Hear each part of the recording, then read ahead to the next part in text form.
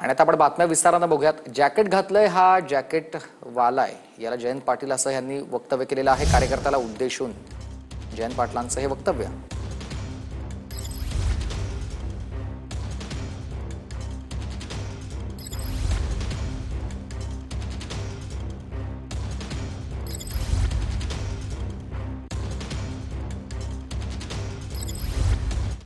जयंत झेप, जयंत नक्षत्र, जयंत राज असत।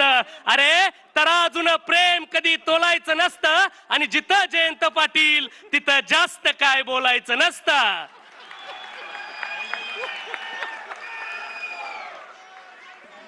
जॅकेट घातलेलं आहे, जॅकेट वाला आहे।